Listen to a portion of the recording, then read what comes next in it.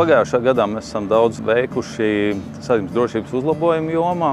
Šeit mēs redzam, šobrīd ir pabeigti darbi, kas pagājušā gadā uzsākt Ostas ielā. Ir izbūvēts veloceliņš, kas ir bez ielas šķērsojuma, droši ātrumvaļņu gājējiem, šķērsojot ielu. Jauns apgaismojums, un būtiski arī tas, ka uz ielas ir uzstādīts ātruma ierobežojuma zona 30 km/h, kas ir visā šajā jaunajā izbūvētajā Ostas ielas promenādes posmā.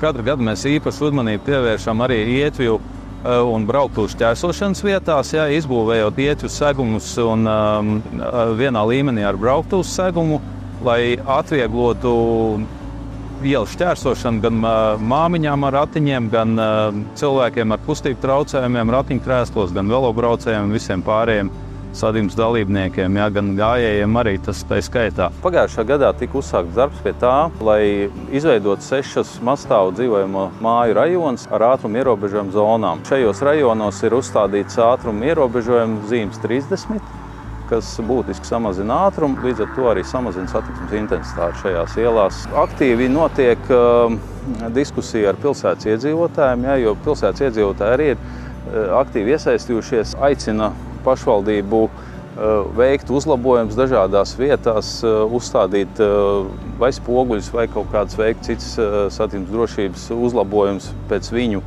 domām. Ventspilī ļoti droši. Patiešām satiksmes uzlabojumi ir lieliski, jo pēdējā laikā ļoti labi iezīmē gan zebras, gan arī droši ar invalīdi ir pārvietoties, tāpēc, ka luksofori vienmēr iedarbināti, darbojās.